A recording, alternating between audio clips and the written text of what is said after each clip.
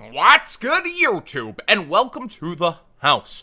Everyone is here! Well, for the secret rares, actually, since the block from Macker to Expo, now every single secret rare will have been reprinted, as we have our full spoiler thanks to Silver Cards here. A great news source in the community has compiled between Zodiac, Reddit, and other sources, and 10 openings, the entire spoiler. And we have 24 secret rares here.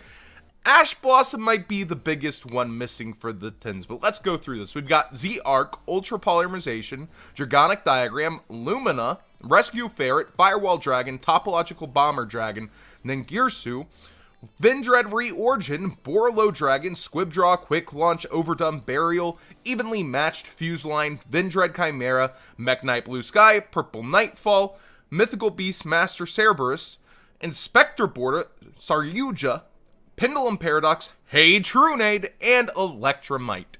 So we're not shying away from the Reigns cards, but missing in the Ultras is Isolde.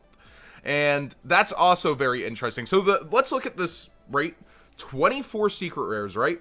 24? This actually makes it harder to get these secret rares than the supers or ultra that you desire, because at the pack of 3 mega packs within your 10, that's only 3 secret rares, right? And per 10. So if you're opening 110, your chances of getting what you want out of 15 would have been 1/5. Your chances out of 24, however, are 1/8. Assuming there's no shenanigans with ratios this year, as in the past, 10s have not had any shenanigans with that. With the ultra rares, it's almost as easy. It's almost 1/7, you know, a little bit better than that on trying to get the cards you want out of the ultra rares. And we see Majesty Maiden, Mariam, the True Draco Phoenix, so I actually like that reprint. True Draco Heritage, nice reprint there. Salvin Striver, Trickstar Candina, World Chalice Guard Dragon, Lee the World Chalice Fairy, Holy Angel, Light Stage, Spellbook of Knowledge, dropping that knowledge. So some good reprints here in the ultras. We've got Magna Rocket Dragon, Altergeist Marionetter, and Mollusk, so that's a big hit for the wallets of people wanting to pick up the Altergeist core. Trickstar Black Catbat, Goki Thunder Ogre, Altergeist Prime Banshee, Arrival Rivals, Broken Line, that's a funny card to me, Mech Knight Spectrum Supreme, and World Legacy Secrets. In the supers, we got Pendulum Mucho, Waterfall of Dragon Souls, Sylvan Princess Sprite, Lycoris, Twist Cobra, Cracking Dragon, Lila, Goki the Great Ogre, Ib the World Chalice Priestess, Goki Rematch, Break Off Trap Hole, Heavy Storm Duster, Auto Rocket Dragon, Slidicus, Protocol, Indigo Eclipse, Quatless, Hextia, Power of the Guardians, and Altergeist Manifestation. So no kind of weird extra far back reprints like Demise. And it might be even easier to show you just, guys, what's missing here out of each rarity. If we actually take a look here, we're missing pretty much what was printed in Battles of Legend for the secret rares. We're missing, and I guess maybe, yeah, did Masterpiece never get a reprint? Well, he's banned, so alright, there's one missing. Ash Blossom, Duelist Alliance, Unending Nightmare, Tornado Dragon, Gaia Saber, Reincarnation, Akshik Magician. So basically things that have gotten reprints. Ash Blossom, yeah, it would have been nice to get a secret reprint, but they just put it in Valhalla as a shorter print. So unfortunately not going to be the easiest to get in the future for you guys. Ultra Rare's missing. And Ignis Heat, Dynamite Knight, Drythe, those are kind of the True Dracos, kind of big to be missing. And True King's Return also missing. The Spiral Gear Fully Armed, Punishment Dragon, March of the Dark Brigade, Castle Link, and some others such as Spiral Double Helix, pretty big miss there. Jackal King and the other mythical beasts missing. Xcode Talker, Triple Burst Dragon, Clara and Rushka, Boot, Sector Launch, Mythical Beastry, and Isolde. So I'm going to leave you guys to look through these supers, and I might come back to them in a bit here. But you can pause the screen right now if you want to look at those supers and read for yourself, or go to Silver Card, who put these lists together. But let's go ahead and look at the immediate fallout. Nothing really going crazy with Ash Blossom, but we do see the initial buyouts for stuff like Isolde, which did end up missing from the Megatins. Now, is that something saying something about the ban list? One of the only other important, super important cards, Masterpiece in the secret rare slots, is missing. I don't think it means that for Isolde, but we'll wait and see. I really don't think this is the hit they're going to go for. An enabler for Warriors. Ignis Heat already going up. We see the lowest near mint here. Maybe because he's one of the only possible, cards to continue your way up progressively, because if they react, you get a spell. Pretty good starter card. Dynamite, not so much, because, you can only play one. Double Helix, no movement yet, which is good for you Spiral players or people looking at Spirals. I'd get this sooner than later, probably. There's going to be a point where some combo is going to hype the deck. Jackal King's the interesting one to me, because so many people are going to have Cerberus and the other pieces that I really think you might want to grab this sooner than later. It's gone up in the past, it's been more in the past, and it's something you might want to consider grabbing. And then the final card that I was really staring at is Clara and Rushka. Kind of that generic ability, even though, it can only be using a normal summon / set monster and main phase 2, it's still a way through link summoning that you should maybe consider having. I see it here and there in certain decks.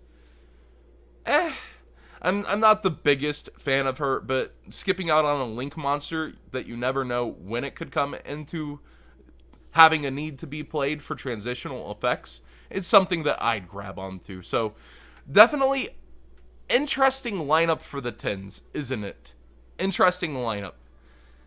24 secret rares, breaking the mold from 15, 15, and 15. I've had more time to think about this, and the effect it'll have on sealed product long-term isn't good. Cheaper cards for everybody, sure, that's a good thing for the players.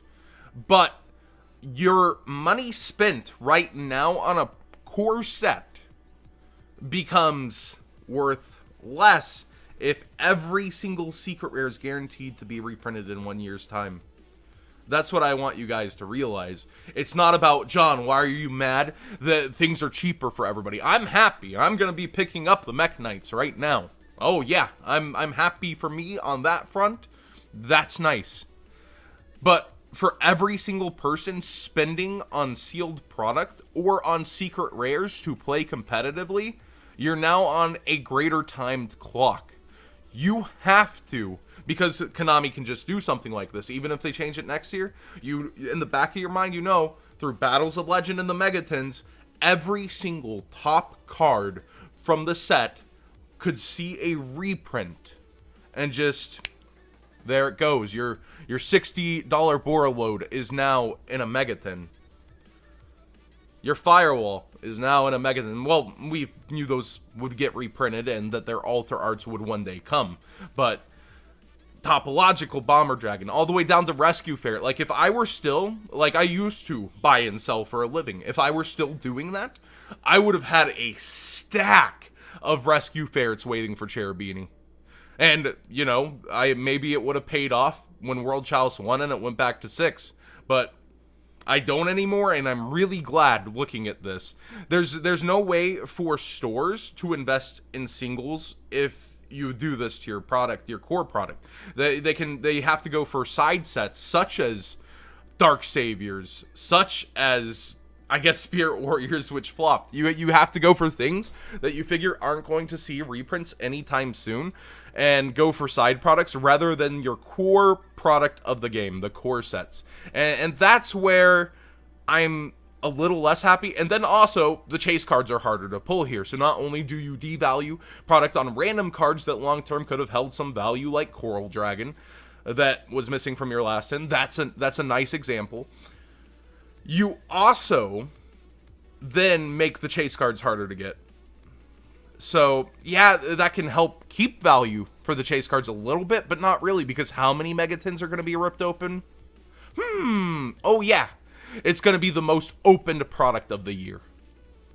That's where I'm coming from on this, in terms of, I don't think this is necessarily healthy for the entire community, but I do think it's cheaper cards for everybody. And, you know, you can already, oh, Flood, look at how expensive that is. Well, why do you think the cards keep getting more expensive? Because if stores want to keep their doors open, they need to make more off the singles now. Of course, quantity, supply and demand is a thing there too, but stores actually have to make more money quickly. They got to turn over.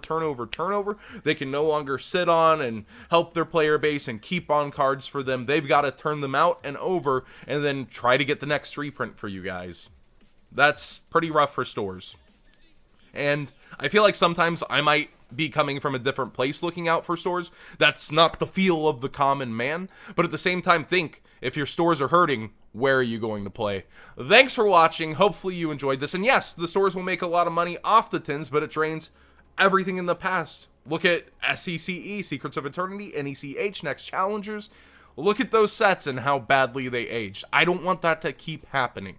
And I would like to see some things over time be a little harder to get, because that does help the game. I'm not talking like 10 years. I'm talking 2 to 3 like you used to, Konami. 2 to 3 years. Like, that's okay for certain cards. Not the cards that are super wanted, but stuff like Coral Dragon. Sure, 2 to 3 years. I'll wait. Thanks for watching, everybody. What did you think of the discussion? Tell me. Am I wrong for looking out for the stores? Like, would you rather it always be cheaper for everybody? I feel like then, when you're spending $60, $70 on a box, do you feel like it's worth it anymore looking at this? That's my point. But again, it's just a discussion. Subscribe if you haven't already, and give it a thumbs up if you did enjoy the discussion, and I'm always open to hearing the counter arguments. I definitely am, because I get where this seems really good at first glance, and I personally am a fan and will be a consumer of certain cards out of here. But oof, big oof for me on them doing every single secret except, I guess, Masterpiece within a singular year block. Oof.